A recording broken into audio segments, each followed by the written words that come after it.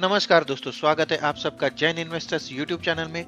दोस्तों, आज हम एक ऐसी कंपनी का स्टॉक देखने वाले हैं जो कंडक्टर्स की सबसे बड़ी वैश्विक निर्माता और ट्रांसफॉर्मर ऑयल्स की ग्लोबली चौथी सबसे बड़ी निर्माता कंपनी है। दोस्तों, इस कंपनी के स्टॉक ने बीते एक साल में अपने इन्वेस्टर्स को मल्टी बैगर रिटर्न दिया है।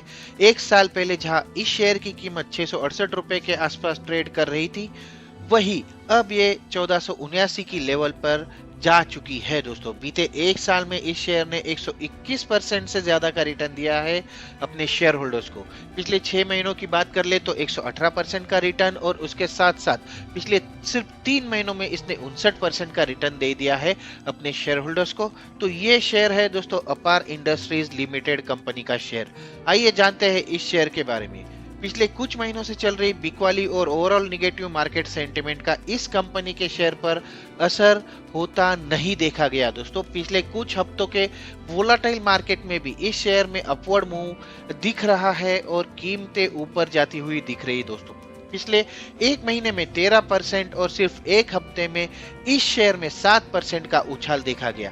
इसके साथ साथ अगर कोरोना के बाद की बात कर ले तो 253 रुपए की लो लेवल से ये शेयर 485% ऊपर गया और इसने अपने शेयर होल्डर्स के पैसों को लगभग 6 गुना कर दिया है। दोस्तों, आज हम देखेंगे कंपनी के बिजनेस के बारे में, कंपनी के पास्ट परफॉर्मेंस के बारे में, इसके साथ साथ फाइनेंशियल्स के बारे में हम बात करेंगे, कंपनी के स्ट्रॉन्ग और वीक पॉइंट्स पर नजर डालेंगे, फ्यूचर प्लान्स, कैपेक्स की बात कर लेंगे और जानेंगे कि कंपनी के शेयर की टारगेट प्राइस कहां पर सेट हो रही है। तो आइए शुरू करते हैं आज का वीडियो।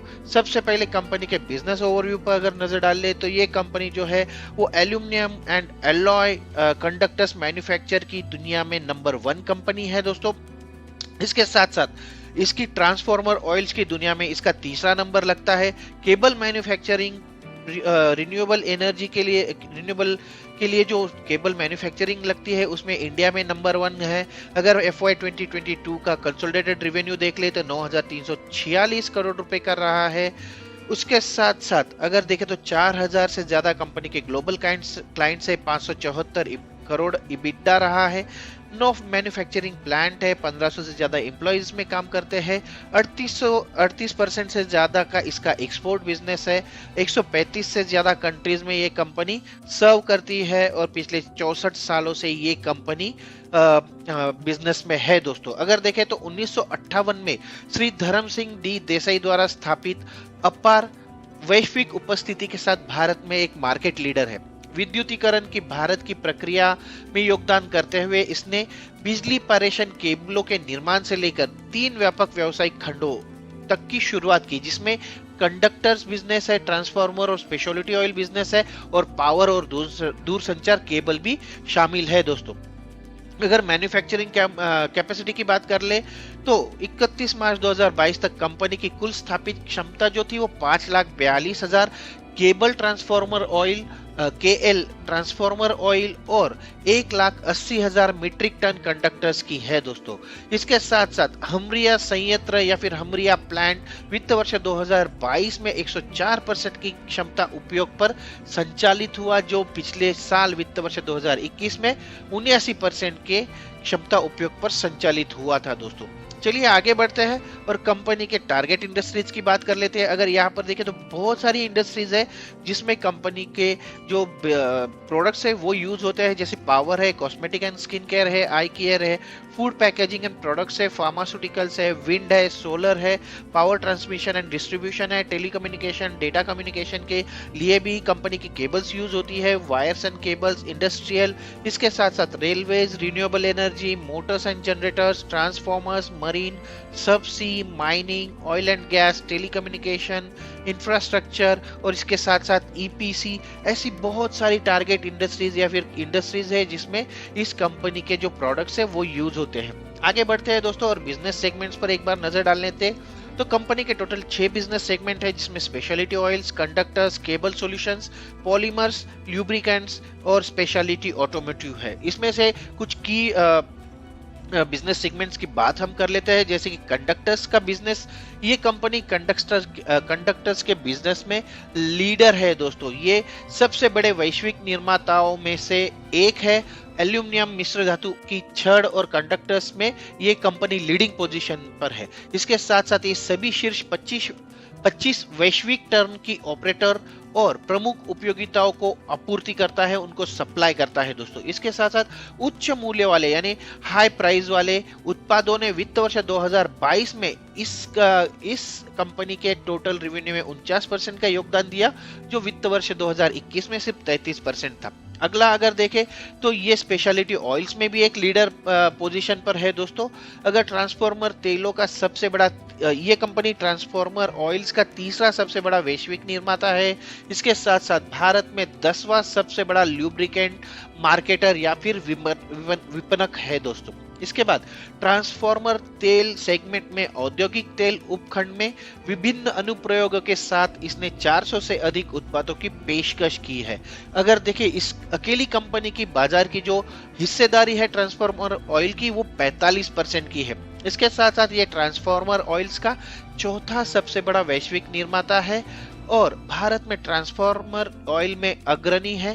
बिजली ट्रांसफॉर्मर तेल में 60% से ज्यादा की इसकी अकेले की हिस्सेदारी है और भारत में जो ट्रांसफॉर्मर तेल के वितरण का बिजनेस है उसमें इस कंपनी की 40% की हिस्सेदारी है। तीसरा सेगमेंट हम देखने वाले हैं लीडर पावर और टेलीकॉम केबल्स का, जिसमें भी ये कंपनी लीडर है दोस्तों।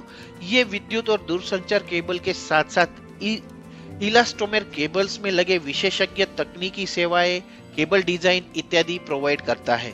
अगर देखें तो इस सेगमेंट में ये कंपनी अग्रणी खिलाड़ी है और रिन्यूएबल सेक्टर के लिए अगर देखें तो ये कंपनी केबल में सबसे बड़ा प्लेयर है दोस्तों, वो सबसे बड़ा सप्लायर है। इसके साथ साथ निगरानी प्रणाली के लिए टॉर्पीडो और टीथर केबल के लिए मार्गदर्शन OFC बनाने वाले पहली भारतीय कंपनी बन गई है ये। इसके बाद आइए आगे बढ़ते हैं। आगे बढ़ के देखेंगे कंपनी के क्लाइंट लिस्ट पर। जैसा कि मैंने बताया बहुत सारे सेगमेंट्स है या फिर बहुत सारी इंडस्ट्रीज है जो कंपनी की जिसको कंपनी टारगेट करती है नॉर्मली। तो अगर इसमें अगर क्लाइंट देखे तो ऑलमोस्ट सारी की सारी कंपनियां हैं, जैसे कि ITW, सीकेम group, Prince, Jain Irrigation, Cello, ABB, Bharat Bijlee, Dabur, Hyosung, Hyundai, Siemens, Schneider, L'Oreal, Toshiba, doctor Reddy, जी, स्टर्लिंग एंड विल्सन, ऑनेल। इसके साथ साथ Engineering India Limited, Schneider, ADNOC, Tata, उसके साथ साथ Indian Railways, Larsen and Toubro, Kalpataru, Adani, Power Grid, Torrent, Siemens, KEC। बहुत सारी कंपनियां हैं दोस्तों जो कंपनी के क्लाइंट लिस्ट में है और ये सिर्फ की कंपनीज है। इसमें और भी इजाफा हो सकता, इसमें और भी कंपनीज है जिनको हम यहाँ पर दिखा नहीं रहे हैं दोस्तों।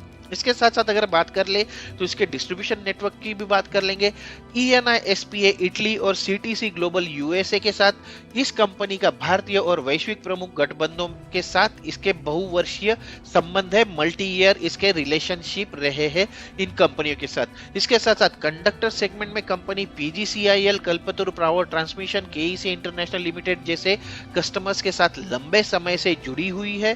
केबल सेगमेंट में भी इसका Adani group, Tata power, Larsen and Toubro, LNT जिसे कहते हैं, BHEL और स्टरलाइट टेक्नोलॉजी इत्यादि इस कंपनी के साथ लंबे समय से जुड़े हुए हैं। और टेलीकॉम केबल्स में भी कंपनी BSNL, रिलायंस जियो जैसे अपने कस्टमर्स के साथ काफी लंबे समय से जुड़ी हुई है दोस्तों। आगे बढ़ के देखते हैं कि कंपनी का बिजनेस कहाँ कहाँ फैला हुआ है। तो यहाँ पर आप देखिए जहाँ पर भी आपको ऑरेंज कलर नजर आ रहा है वहां पर कंपनी का बिजनेस फैला हुआ है। अगर मोटे तौर पे बताऊं तो चाइना को छोड़ के ऑलमोस्ट पूरे दुनिया में कंपनी का बिजनेस फैला हुआ है और 135 से ज्यादा कंपनियों को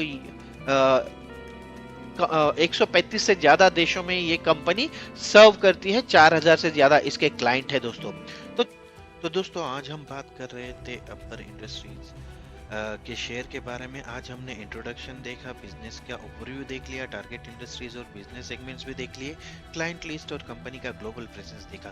वीडियो की लंबाई को देखते हुए हमने इस वीडियो को 3 पार्ट में डिवाइड किया है। अगले पार्ट में आप देखेंगे फाइनेंशियल ओवरव्यू, क्वार्टरली और ईयरली रिजल्ट्स के बारे में हम बात करने वाले हैं, रेवेन्यू ब्रेकअप और शेयर होल्डिंग पैटर्न हम देख लेंगे। तो जल्दी ही मिलते हैं इस वीडियो के पार्ट 2 में। तब तक के लिए नमस्कार।